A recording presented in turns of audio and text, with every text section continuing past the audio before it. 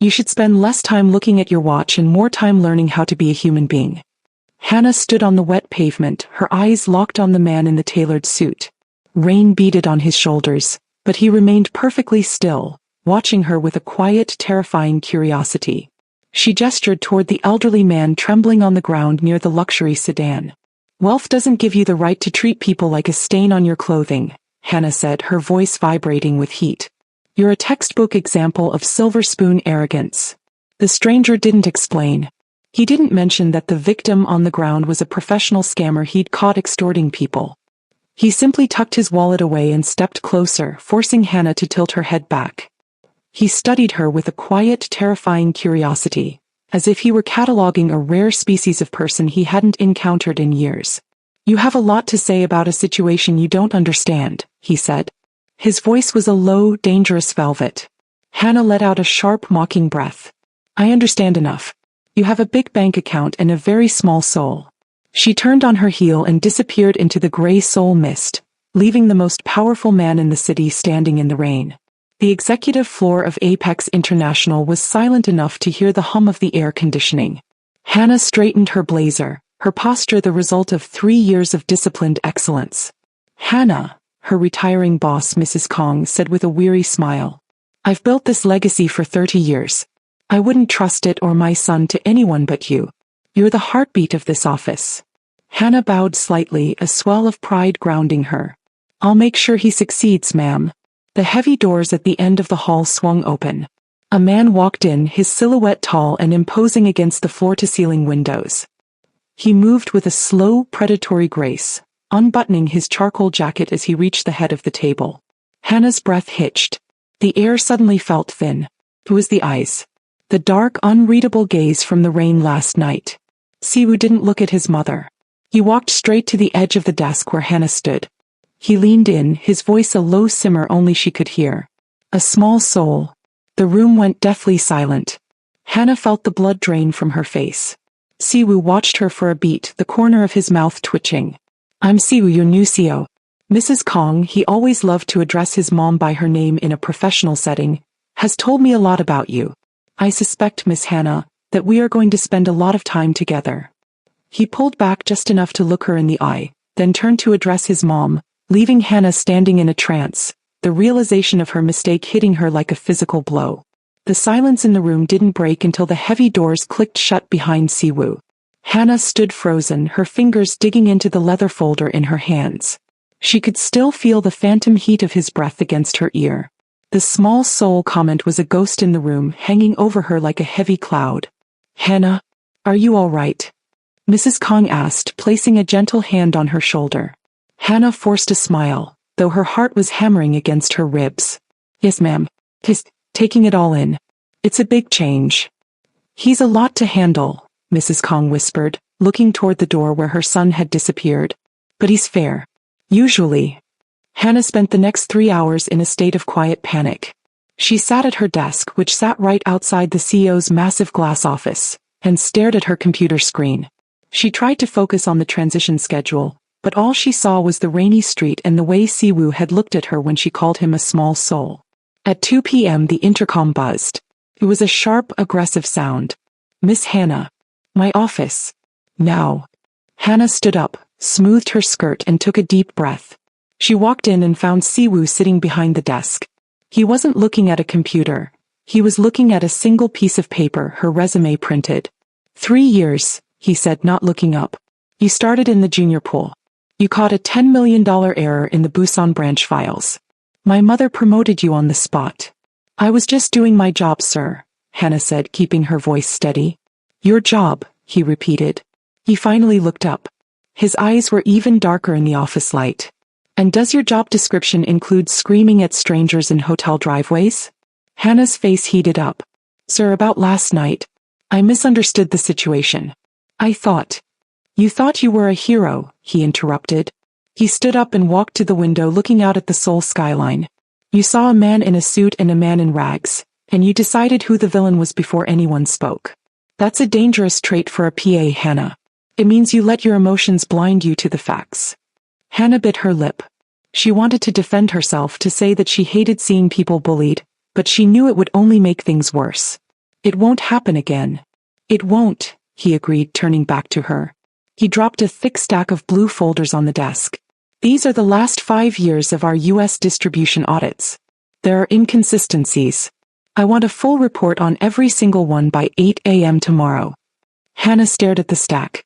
It was at least 1,000 pages. Sir, that's impossible. It's already mid-afternoon. Siwoo sat back down and picked up a pen, dismissing her without a second glance. I thought you were the heartbeat of this office, Miss Hannah. Prove it. Or find a job where your big soul is enough to pay the bills. Hannah picked up the folders. Her hands were shaking, not from fear but from a sudden sharp spark of anger. He wasn't just giving her work, he was testing her. He wanted her to break. She walked out of the office and sat at her desk. She didn't look at the time. She didn't look at the other staff members heading home at 6 p.m. She just opened the first folder and started to work. She was going to show him exactly why she belonged in this chair, even if it took her all night. By 9 p.m. the executive floor was a ghost town. The only light came from the blue glow of Hannah's monitor and the dim safety lamps along the hallway. Her eyes burned and the numbers on the audit sheets were starting to dance across the page. Yore, Hannah's work bestie, stopped by her desk on her way out. She was dressed for a night out, her earrings sparkling under the office lights. You're still here? Yore asked, her voice tilting with a mix of pity and something else Hannah couldn't quite name. Hannah, it's Friday night. That stack looks like a death sentence. Did the new Prince Charming really give you all of that? He wants it by 8 a.m., Hannah said, rubbing her temples. He's testing me, Yore. He wants to see if I'll quit. Yore leaned against the desk, looking toward Siwoo's closed office door. He's being so mean to you. It's totally unfair. If it were me, I'd probably cry. You're so strong for staying. She reached out and patted Hannah's hand, but her eyes were busy scanning the top folder. Do you want me to stay and help? I mean, I have plans, but... No go, Hannah sighed. It's my mess to clean up. I'm the one who opened my mouth in the rain. Well, don't work too hard, Yore said, heading for the elevator. As the doors closed, a small, satisfied smile played on Yore's lips, a smile Hannah didn't see. An hour later, the door to the CEO's office swung open. Siwoo walked out, his tie loosened and his sleeves rolled up. He stopped when he saw Hannah still hunched over her desk. He looked at her, then at the half-empty cup of cold coffee sitting next to her keyboard. You're still here, he said. It wasn't a question. I'm finishing the 2024 records, sir, Hannah replied without looking up. I'll start the 2025 files shortly. Siwoo walked closer. He picked up her cold coffee cup, made a face at the dark liquid and set it back down. The office kitchen is empty. Go home, Miss Hannah. You look like you're about to fall over. I have a job to do, she said, her voice tight. And I don't leave things half done. Especially not when my big soul is on the line. Siwoo stood there for a long moment. The silence between them wasn't cold like it was in the morning. It was quiet, filled with the hum of the city outside. He walked away toward the break room and returned a few minutes later holding a fresh, steaming cup of coffee. He set it down on her desk. It's black. No sugar. It'll keep you awake. Hannah looked at the cup, then up at him. Thank you. Don't thank me yet, Siwoo said, his voice dropping to that low, serious tone. I found a mistake in the 2023 summary you just finished. Page 42. You missed a decimal point. If I hadn't caught it, we would have overpaid the vendor by $60,000. Hannah's heart sank. I'll fix it right now. Accuracy matters more than speed, Hannah, he said. He turned to leave but stopped at the door. My mother said you were the heartbeat of this place. But even a heart stops if it's pushed too hard. Finish the 2024 files and go. That's an order. He disappeared back into his office. Hannah took a sip of the bitter hot coffee. It was strong, exactly what she needed. She flipped back to page 42, her jaw set in determination. He was watching her every move, waiting for her to fail. She wasn't going to give him the satisfaction. Monday morning arrived with a heavy gray sky. Hannah had spent her entire weekend resting her eyes, but the moment she stepped back into the office, the tension returned. She had finished the 2024 files as ordered, but something about the numbers was bothering her. As she sat at her desk, Yore walked by holding 2 expensive-looking lattes. She set one on Hannah's desk with a bright smile.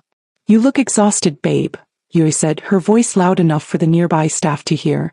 I can't believe he made you work all night Friday. People are already whispering that he's trying to push you out so he can bring in his own team from America. Hannah took the coffee, feeling a lump in her throat. I'm not leaving that easily, Yuri. I hope not. But honestly, if he hates you this much, maybe it's not worth it? You're so talented. You could go anywhere, Yuri whispered, leaning in close. I'd be so sad if you left, but I'd understand. Hannah didn't have time to answer. The intercom buzzed 3 short, sharp bursts. That was Siwoo's "get in here" signal. When Hannah entered the office, Siwoo was standing by a whiteboard covered in graphs. He looked like he hadn't slept much either. He pointed to the report Hannah had left on his desk that morning. The 2024 audit, he started, his voice flat. You found the discrepancy in the shipping costs. Yes, sir, Hannah said. The numbers didn't match the weight of the cargo. It looked like someone was overcharging the company for ghost shipments. Siwoo turned to face her. My mother told me you caught a similar error 3 years ago. That's how you became her PA. You have a gift for seeing what others want to hide. Hannah felt a small spark of pride, but she kept her face neutral. I just like things to be honest, sir. Honesty is expensive, Siwoo said. He stepped closer, his shadow falling over her. The person behind those ghost shipments is still in this building, Hannah.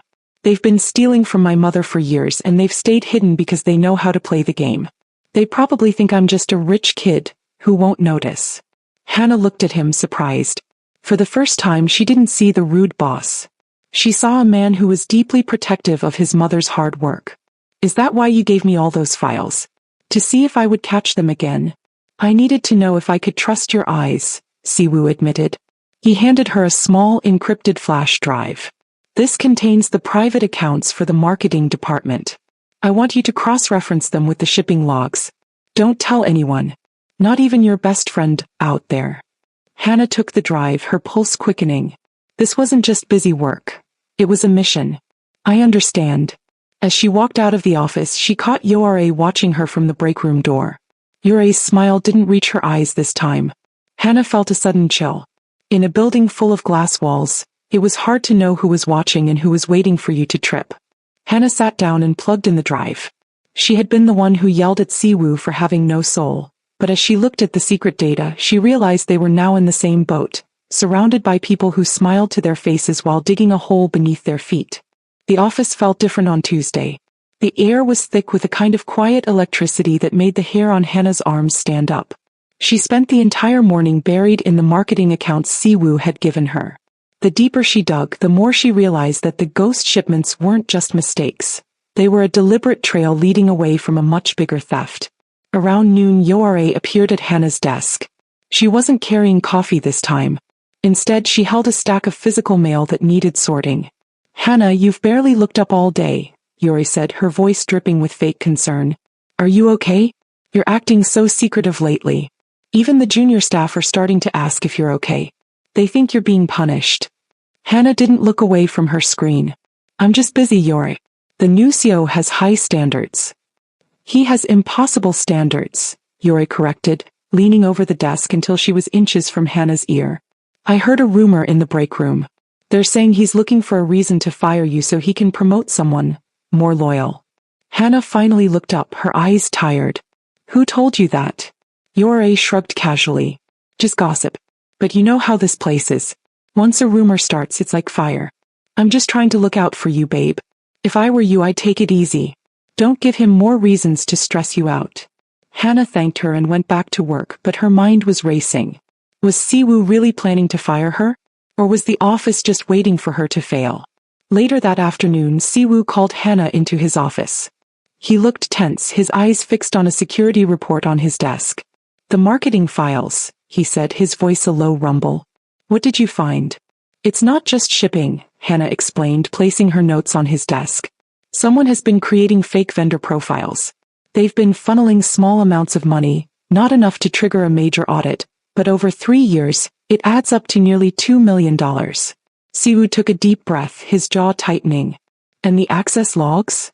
That's the problem, Hannah said softly. The logs show the entries were made from a shared terminal in the junior lounge. Anyone could have done it. Siwoo stood up and walked to the glass wall, looking out at the busy office floor. Someone is smart. They're using the chaos of the transition to hide. Keep digging. I want to name Hannah. I don't care who it is. As Hannah left his office, she felt a wave of dizziness hit her. She hadn't eaten lunch and the stress was starting to take a physical toll. She walked toward the break room to get some water, but she stopped when she heard voices from inside. She thinks she's so special, a voice whispered. It was Yora. But did you see how he looks at her? He hates her. He's just keeping her around until he finds the right person to replace her. I've already started helping him with some of the junior reports. He's actually much nicer when she's not around.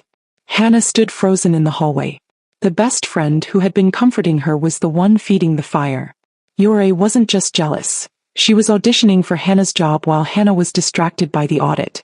Hannah didn't enter the break room. She turned around and walked back to her desk, her heart feeling heavy and cold. She realized then that in this building the rude boss in the office might be her only real ally, while the smiling friend at the next desk was the one holding the knife. By Wednesday, the physical weight of the secret audit was crushing Hannah. She hadn't slept more than 4 hours a night, and the flu she'd been fighting off was finally winning. Her throat felt like it was lined with glass, and her head throbbed in time with the blinking cursor on her screen. Every time she looked up, she saw Yore, her friend, was fluttering around the office, laughing with the senior managers and occasionally glancing at Hannah with a look of fake pity. The rumors had grown wings. Now the entire floor believed Hannah was on the verge of being fired for incompetence. At 2 p.m., Hannah felt a cold shiver run down her spine despite the warm office air. She stood up to go to the restroom to splash cold water on her face, but the world tilted. She gripped the edge of her desk until her knuckles turned white. Miss Hannah. The intercom was like a physical blow. Hannah swallowed hard, gathered her notes and stumbled into Siwoo's office. Siwoo was reviewing a contract, but he stopped the second he saw her. He didn't say anything at first. He just sat there, his dark eyes scanning her face. You look terrible, he said. It wasn't an insult. It was a cold observation. I'm fine, sir, Hannah lied, her voice cracking. I've almost finished the cross-reference for the fake vendor profiles. I just need a few more hours. You're pale and you're shaking, Siwoo said, leaning back in his chair. Go home, Hannah. This isn't a request. Hannah felt a surge of desperate pride. If she left now, Yore would be in this office within 10 minutes, offering to help, and digging through the files Hannah had worked so hard to protect. I can't leave, sir. If I don't finish this today, the trail might go cold. You said accuracy matters. I'm almost there. Siwoo's expression hardened. To him, it looked like the same stubbornness she'd shown in the rain, that hero complex he had warned her about. I don't need a martyr, I need a PA. If you collapse, you're useless to me. Go home. I'm not a martyr, Hannah snapped, her fever making her bolder than usual. I'm the person who has worked here for 3 years while people stole from your mother under her nose. I'm not letting them win because of a headache. The room went silent. Siwoo stared at her, his jaw tight. Fine, he said, his voice dropping to a dangerous level. If you want to stay, stay. But I want the final report on my desk by 9 p.m. tonight. No excuses. Hannah bowed and walked out. She didn't see the flicker of concern that crossed Siwoo's face the moment the door closed. Back at her desk, the afternoon became a blur of pain. Yore stopped by around 5 p.m. Hannah, you look really sick. Why don't you let me take those files to the CEO for you? I'm staying late anyway to help with the junior filing. No, Hannah whispered, not even looking up. I've got it. Suit yourself, Yore said, her voice turning sharp. But don't say I didn't try to help when you finally break. By 8:30 p.m. the office was empty. The silence was heavy. Hannah's vision was tunneling, but she finally hit print. She gathered the papers, her hands trembling so much the pages rattled. She stood up to walk the 10 feet to Siwoo's door, but the floor felt like it was made of water. She made it inside his office. Siwoo was standing by the window, his back to her. Sir, she whispered. The report. It's finished. He turned around, but before he could speak, the world went black for Hannah. The folders slipped from her hands, scattering like white birds across the floor. She didn't feel her knees hit the carpet. She didn't hear Siwoo shout her name. The last thing she felt was a pair of strong, steady arms catching her before she hit the ground. The first thing Hannah smelled was the sharp, clean scent of a hospital. The second thing she felt was a heavy warmth draped over her hand. She opened her eyes slowly, the harsh fluorescent lights making her wince. She wasn't in the office. She was in a private room, the rhythmic beep-beep of a heart monitor filling the silence. Hannah tried to sit up, but a hand gently pressed her back down. "Don't," a voice said. Hannah turned her head. Siu was sitting in a chair pulled close to the bed. His suit jacket was gone, his tie was missing, and his white shirt was wrinkled. He looked exhausted. "Sir." Hannah's voice was barely a whisper. "The report, the files." "The files are safe," Siu said, his voice unusually soft. "You've been out for 6 hours. The doctors say it was a combination of a high fever and extreme physical exhaustion. You pushed yourself until your body literally shut down." Hannah looked away, her eyes stinging. "I had to finish it. I didn't want you to think I was weak." "I never thought you were weak, Hannah," he said. He leaned forward, his dark eyes searching hers. "I thought you were stubborn. I thought you were trying to prove a point. But seeing you fall like that..." He trailed off, his jaw tightening. "I realized I was the one being stubborn. I was so focused on testing you that I didn't see you were breaking." Before Hannah could respond, the door pushed open. Mrs. Kong rushed in, her face pale with worry. She went straight to Hannah's side, ignoring her son. "Oh, my dear girl," Mrs. Kong whispered, stroking Hannah's hair. "Siu called me in a panic. I've been so worried. Why didn't you tell me you were feeling this way?" "I didn't want to disappoint you, ma'am," Hannah said. Mrs. Kong turned a sharp, icy look toward her son. "You did this, didn't you? You pushed her too hard just to see if she would snap. I told you she was the heartbeat of that company, not a machine." Siwoo didn't defend himself. He stood up, taking the verbal blow in silence. "I'll leave you two alone," he said quietly, heading for the door. As he left, Hannah noticed something on the bedside table. A small, familiar-looking digital recorder. Her heart skipped a beat. "Ma'am," Hannah said, turning back to Mrs. Kong. "While I was working, I found things. The rumors in the office, the thefts. It's not just about the money. Someone is trying to tear the company apart from the inside. They're using me to get to Siwoo." Mrs. Kang's eyes narrowed. "I know. I've heard the whispers. People are saying you've been distracting the new CEO, that you're not fit for the role anymore." "It's Yora," Hannah said, the truth finally coming out. "She's the one spreading it. She's the one who wanted my seat." Mrs. Kong went quiet, her expression unreadable. "Rest now, Hannah. Let me and Siwoo handle the snakes. You've done more than enough." Hannah closed her eyes, but she didn't feel at peace. She knew that as long as she was in that hospital bed, Yora was in the office, weaving more lies. The battle wasn't over. It was just moving into the shadows. Hannah returned to the office 3 days later, her body still feeling heavy from the medication. The elevator ride to the 50th floor felt longer than usual. When the doors opened, the usual morning buzz didn't just fade. It stopped. She walked toward her desk, her eyes fixed forward. She could feel the stares of the junior staff. 2 women by the water cooler leaned in, whispering behind their hands. "I heard she fainted on purpose just to get him to carry her," one whispered. "My source says she's being investigated for the missing marketing funds," the other replied. Hannah reached her desk and found it covered in files she hadn't assigned. Standing in her spot, laughing with a senior director, was Yora. She was wearing a new, expensive-looking suit and holding a tablet that belonged to the PA station. "Hannah, you're back," Yora chirped, her voice loud and performative. She rushed over, grabbing Hannah's hands. "We were all so worried. I've been covering your duties so you wouldn't have to stress.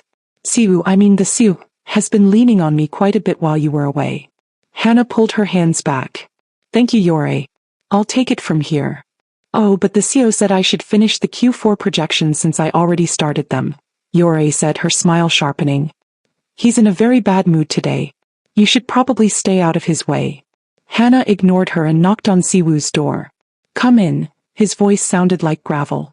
Inside the office was a mess of papers. Siwoo looked like he hadn't slept since the hospital. He looked up and for a split second his eyes softened, but then he looked at the door Yura was still standing behind.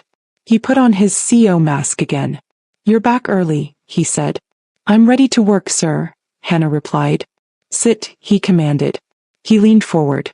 "While you were gone, several anonymous reports came to HR. They claim you were the one who had access to the junior lounge terminal on the nights the funds were moved. They also claim you've been using your position to manipulate the transition for personal gain." Hannah felt the blood leave her face. "Sir, you know that's not true. I'm the one who found the theft." I know that, Siu said, his voice dropping to a whisper. But the board doesn't. My mother is being pressured to let you go to clean up the company's image. Even she is starting to wonder if keeping you is worth the scandal. Hannah realized then how deep Yorei's knife had gone. It wasn't just about the job anymore. They were destroying her name. Is that what you believe, sir? That I'm a scandal? Siwoo looked at her, his expression unreadable. I believe in facts, Hannah. And right now the facts are being buried under a mountain of lies. I need you to stay quiet and let me handle this. Stay quiet. Hannah's voice shook. While she sits in my chair and ruins my life. No. She turned and walked out of the office. She didn't go to her desk. She went straight to the archive room. If Yoare wanted to play with facts, Hannah was going to find the one fact that couldn't be ignored. She wasn't just the heartbeat of the company, she was the one who knew where all the ghosts were buried. Hannah spent the next 4 hours in the archives, but the more she looked, the more she realized how well Yoare had covered her tracks. Every digital footprint led back to Hannah's login or a shared area where Hannah had been working. Yoare hadn't just stolen the money, she had built a cage and trapped Hannah inside it. When Hannah walked back onto the main floor, the atmosphere had shifted from whispers to open hostility. She found Mrs. Kong standing by her desk looking at a printed email. The older woman's face, usually so warm, was set in a line of deep disappointment. Hannah, Mrs. Kong said, her voice trembling slightly. I defended you to the board this morning. But this, an anonymous tip sent photos of your private bank statements. There are deposits here that match the stolen amounts exactly. Hannah felt the world spin. Ma'am, I don't even have that much money in my account. Those have to be forged. They look very real, Hannah, Mrs. Kong sighed, handing her the papers. Maybe my son was right. Maybe I let my affection for you blind me to the truth. Hannah looked up and saw Yore standing a few feet away, leaning against a pillar. Yore didn't look worried, she looked victorious. She even gave Hannah a small mocking pout of sympathy. That was the moment Hannah's spirit finally snapped. Not from fear but from a sudden cold clarity. She realized that as long as she stayed and fought like a subordinate, she would always lose to someone like Yore who played dirty. Hannah didn't cry. She didn't scream. She walked into Siwoo's office without knocking. He looked up, startled, but before he could speak, Hannah placed her ID badge and a handwritten note on his desk. I'm resigning, she said. Her voice was calm, scarily calm. Siwoo stood up slowly. Hannah, wait. I told you to let me handle it. I'm working on. You're working on a way to save the company's image, Hannah interrupted. But I'm working on saving my dignity. If my 3 years of loyalty and the word of the woman who raised me aren't enough to beat a few fake photos, then I don't belong here. Hannah, sit down, Siwoo commanded, his voice rising. No, Hannah said, looking him straight in the eye. You wanted to know if I had a big soul, sir? This is it. I'm leaving because I'm too valuable to be treated like a criminal. You can find your own ghost shipments from now on. She turned and walked out. She didn't stop to pack her things. She didn't look at Mrs. Kong and she didn't look at Yore. She walked straight to the elevator, her head held higher than it had ever been. As the doors closed, she saw Siwoo come charging out of his office, yelling for her to stop.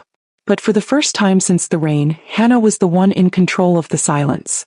She was gone. The office was dead silent, but it wasn't the peaceful kind. It was the kind of silence that happens right after a bomb goes off.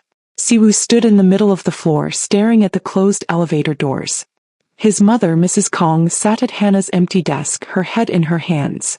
Yore stepped forward, her face twisted into a mask of fake sadness. I can't believe she just walked out like that. It basically proves she's guilty, doesn't it? Sir, if you need me to officially take over the PA duties. Get out, Siwoo said. His voice was so low it was almost a growl. Sir. Yore blinked, her smile faltering. Everyone get out. Siwoo roared, his voice shaking the glass walls. Go home. Now. As the staff scrambled to leave, Siwoo walked back into his office and slammed the door. He didn't sit down. He went straight to the security server he had installed in secret 2 days ago.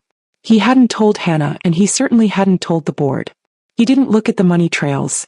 He looked at the physical access logs for the archive room. For 3 hours, Siwoo sat in the dark watching grainy footage. He saw Hannah entering the room looking tired and desperate. But then he saw something else.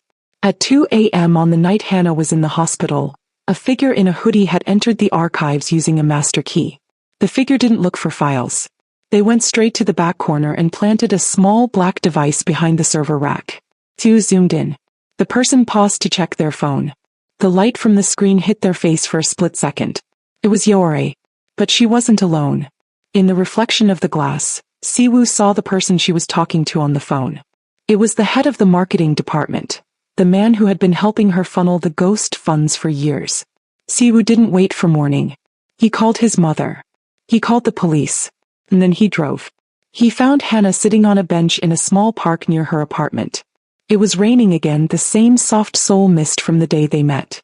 She didn't have an umbrella. She just sat there looking at the city lights. Siwoo stopped the car and ran toward her. He didn't care about his expensive shoes or his dry-cleaned suit. Hannah. She looked up, her eyes red from crying, but her face hardened the moment she saw him. I already resigned, sir. There's nothing left to say. I found it, he panted, stopping in front of her. The device. The footage.